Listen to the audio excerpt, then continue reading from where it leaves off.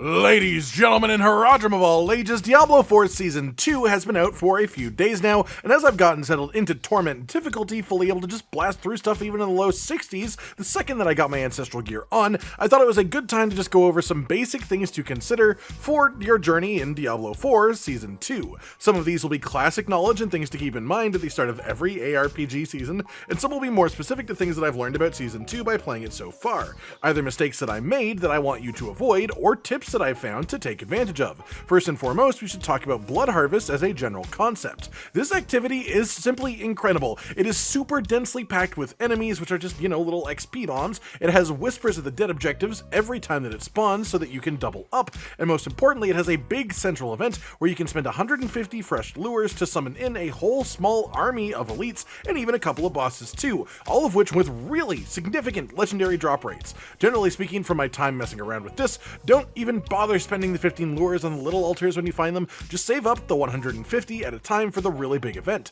especially because if you do one of these events, it'll just attract other players who may have lures of their own stashed up, and they might start the event immediately again afterwards, and the value when a chain of these starts going off is just absolutely nuts. Aside from this, the main real purpose of blood harvest is to get you potent blood, and I think a lot of people made a pretty notable mistake quite early in the process when it comes to spending this resource. What it's used for is upgrading and unlocking vampiric powers, but for a lot of people, some of the best powers in the game are actually locked behind season questline progress or Hunter's Acclaim, the point system behind blood harvest. The mistake and or the advice that I have here is simply don't go spending all of your potent blood early on in the journey, before you unlock your big boy powers from the questline and from the Acclaim board. If you spend it early, it'll hurt you. Spending a little bit to get a couple of powers isn't bad by any means, but it's much better to save the bulk of your potent blood for once you have all the powers that you care about available to you. When you spend potent blood, you are given 3 options to choose between. If you only have access to 3 powers that you care about, 3 that you want for your build, your chances of having it pop up as one of the 3 are much lower than if you have access to all 5 of the powers that you want for your build. And so you just have a higher chance of being actually benefited by doing one of these upgrades and by spending potent blood if you wait to do it until you have the questline and the Acclaim board powers as well that you actually care about already unlocked, which is how I have all of my relevant powers at level 3 already, even at this relatively early player level. On the note of vampiric powers as well, we should probably talk about just how ridiculous these are. Some, like Hemomancy for example, are simply not quite working as intended. The damage scaling with this one is absolutely silly, and it also hits enemies off of your screen despite saying that it only affects nearby enemies, so it's just bonkers strong as a whole. Another big one of note, in my opinion, is Ravenous. For pretty much any build that cares about attack speed at all, this is absolutely nuts. This gives you lucky hit chance to increase your attack speed by up to 40% of your total movement speed. As a rogue, my base value gain from this is a whopping 52% attack speed, and it goes up significantly in combat. In fact, for reference, if you can reach capped movement speed, which is 200%, this vampiric power proc would grant you an absolutely silly 80% bonus attack speed. So yeah, if attack speed is your thing, check this one out for sure. A nasty little combination with that too is the Undying power. You get this one at the very start of the season, but it is extremely strong considering that fact. At full levels, it gives you 3% of your life as healing every time you cast any skill. Combine that with Ravenous for the silly attack speed, and suddenly you are healing like all hell while just doing your general damage combos. It's really just quite fantastic. On top of this, and on a similar note, an easy mistake to make while leveling is to ignore these powers and packs on your armor as well. You might think it's not worth worrying about them until you reach ancestral gear at a minimum, but the truth is that all of the actual consumables that you can get for messing with the packs on your armor drop like candy from blood harvest. So I'd honestly say that you should start putting in the effort to activate all of your powers and keep them active using packed consumables as early as Sacred Gear, really, and just start to get a benefit from this system earlier on.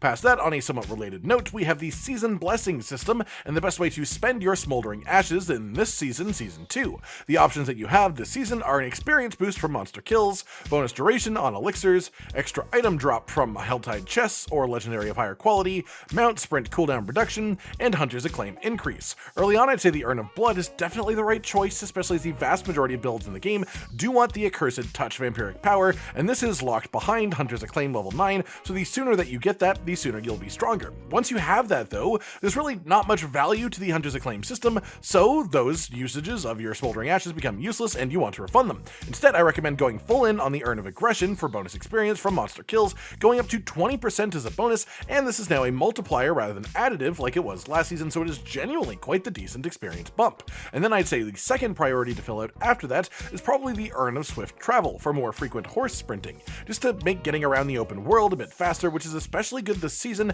as we have more incentive to spend more time in the open world than we ever have in Diablo 4. Third, I would say, is probably the Urn of Helltides. Helltides have become somewhat obsolete for legendary farm thanks to Blood Harvest, but you still do need to do them for Forgotten Souls and Fiend Roses, so for the time that you do wind up in Helltide, this is still definitely useful. Then fourth priority is the Urn of Prolonging for bonus elixir duration. I don't value this one extremely highly. Most activities that you are genuinely caring about the specific elixir you have on are done in less than 30 minutes, so extra duration just doesn't seem massive to me, but if you like the sound of it, feel free to go for it yourself. It's not a big loss either way.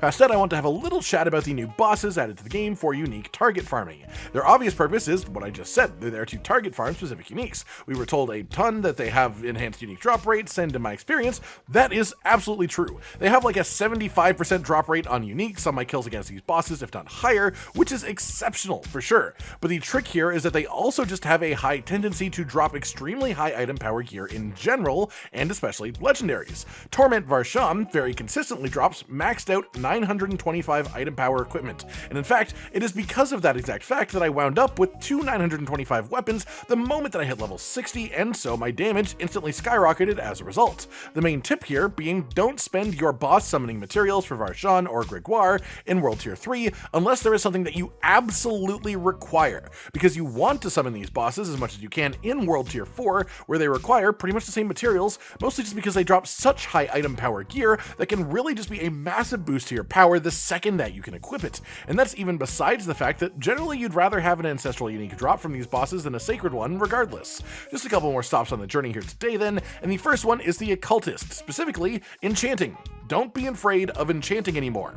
In the past, this was pretty much only used for the most min-maxing of min-maxing moments, but now the actual money cost is so extremely reasonable for this compared to the amount of actual incoming rate of gold that we get as players, the only thing stopping you from just enchanting on repeat is actually Helltide materials. So if you actively farm Helltide a bit, you can very easily just enchant back to back like hell. So that is just something to keep in mind when collecting your gear and deciding what is or isn't good enough to keep, because enchanting is definitely a factor. On a similar note to that, I just want to talk about the stash quickly. Yes, we all joke about how bad the stash is, and about how tiny the changes that they've made to it are, but with just how much higher the drop rates seem to be on legendaries this season, because of Blood Harvest, you are likely to be filling out all 5 of your stash pages ridiculously quickly. And I just wanted to say that mostly, just don't forget that they added the whole filtering and searching system to the stash in this season. It doesn't fix everything by any means, but it sure does make it a hell of a lot easier to sort through your aspects and see which ones are worth keeping and which ones instead need to be discarded. And that just about does it then, everyone. Just a short discussion with a list of either mistakes that I've made and want other people to avoid, or little bits of advice that I have from tricks I found in my time playing Season 2 so far. I hope these help you out in some way in your journey in the season, and of course, if you have any more tricks of your own to use, or more mistakes that people can learn from, feel free to drop them in the comments down below so we can all just help each other out. Like if you liked the video, subscribe to the notification bell for more, and most importantly, ladies and gentlemen, until next time, stay sweet. Josh, Cotton, and Hollow with the videos, dropping the humor like a hammer on your tippy toes, bringing entertainment on a daily arrangement to take our insanity and turn it into entertainment. Yes, I said entertainment twice, to reiterate that it is nice to look into your faces on a mostly daily basis when you let us in your homes to make the whole world a stage. Goodbye.